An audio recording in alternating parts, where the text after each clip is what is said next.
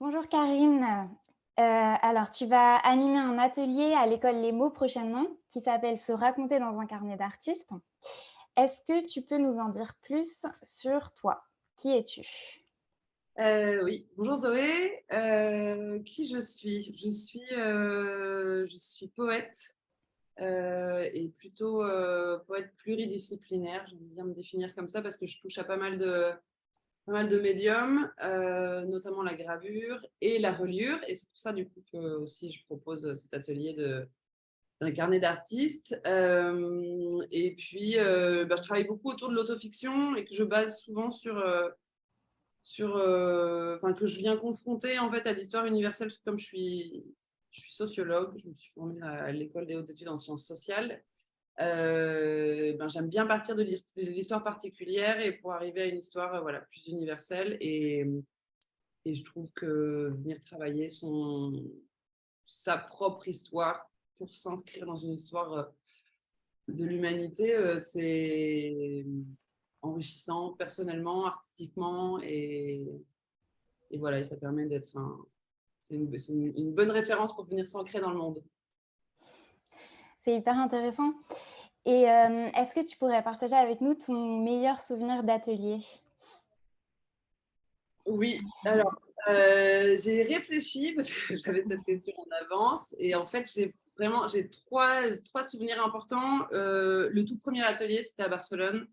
C'était dans le cadre parce que j'ai fait un troisième cycle d'art de la scène et action sociale, et dans ce cadre-là, j'avais un projet à réaliser et on a monté un projet pluridisciplinaire justement avec d'autres artistes, femmes, féministes, et on a donné un atelier en collaboration avec une association de femmes migrantes. Et donc, c'était assez merveilleux de pouvoir nous offrir, parce qu'en fait, un atelier, c'est toujours, toi, tu le donnes, mais en fait, tu reçois autant que ce que reçoivent les élèves. Et donc, créer un espace de liberté et d'écriture et de création pour des femmes qui n'ont pas dans leur quotidien ce temps-là, c'était assez merveilleux. Après, je me souviens aussi bien d'un atelier l'année dernière à Paris, quand j'ai plusieurs amis, notamment journalistes, qui sont venus. Et c'est vrai que ça, c'était, quand tu as des femmes que tu connais, parce que c'était pareil, c'était un atelier d'écriture féministe, enfin de poésie féministe. Et donc, ça, c'était génial. Et c'était très amusant en plus de voir comment est-ce qu'elles, qui sont journalistes, sortir du cadre et venir écrire de la poésie, ça venait rompre leur cadre. Et un petit dernier qui était important aussi, c'est avec le PAN, donc l'école avec laquelle on est en collaboration pour cet atelier. Et le premier atelier online où encore aujourd'hui, il y a des élèves qui m'écrivent sur Instagram et qui continuent avec leur carnet d'artistes, qui continuent à écrire de la poésie. Et donc ça, c'est aussi une belle petite victoire d'amener plus de poésie dans notre quotidien. C'est beau et ça a l'air très enrichissant. Est-ce que tu peux nous dire, du coup, en dehors de l'écriture, à quoi est-ce que tu t'occupes? Alors oui, je l'ai dit un peu, mais à la gravure. Depuis 4 ans, je me suis inscrite sans bien savoir pourquoi dans un atelier de gravure, et j'en suis jamais ressortie. Et donc là, par exemple, je suis au Chili en ce moment et je suis artiste intégrée dans un atelier à Valparaiso. Et parce que l'atelier est merveilleux avec des grosses machines. Et en fait, c'est assez étrange ce qui m'arrive avec la gravure, mais c'est un vrai parallèle avec la vie. C'est un peu.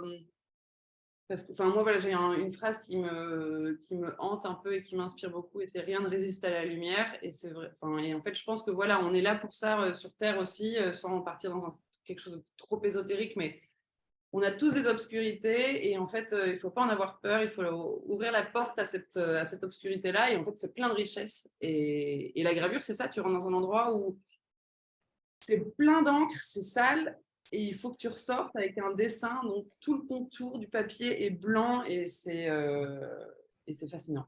Voilà. Ça fait très envie. Et revenons un peu à ton atelier, du coup, il s'intitule Se raconter dans un carnet d'artiste. Pourquoi as-tu choisi ce thème? Euh,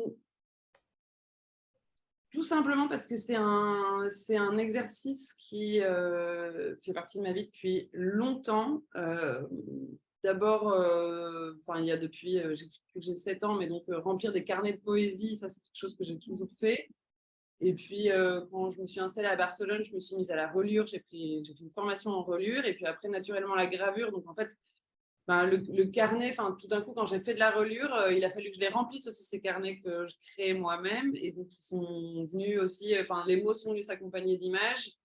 Et puis, très rapidement, en fait, ces carnets, ils se sont aussi inscrits dans un thème. Et donc, par exemple, j'ai eu un moment où j'ai pendant 1 an eu des crises d'insomnie terribles. Et donc, pendant la nuit, en fait, je remplissais ces carnets. C'était le moyen de passer ces moments-là. Et puis, il y en a eu un autre qui est né pendant le confinement de manière très naturelle. Dès le premier jour, boum, j'ai pris un carnet neuf. Et en fait, voilà, je trouve que c'est un... Et puis, pareil, en voyage, c'est un objet qui permet de venir contenir un moment de vie et d'une manière poétique. Et c'est un peu comme c'est créer comme créer un album de photos, mais depuis un autre outil, on va dire, qui est l'écriture et l'image. Et puis tu glanes plein de choses parce que du coup, quand tu sais que tu as un carnet à remplir, je sais pas, tu trouves un truc dans la rue, tu le prends, tu sais que tu vas t'en servir pour je sais pas quoi encore. Voilà. Merci. On comprend bien du coup l'intérêt du support du carnet. Et concrètement, est-ce que tu peux nous en dire plus sur le déroulé de l'atelier?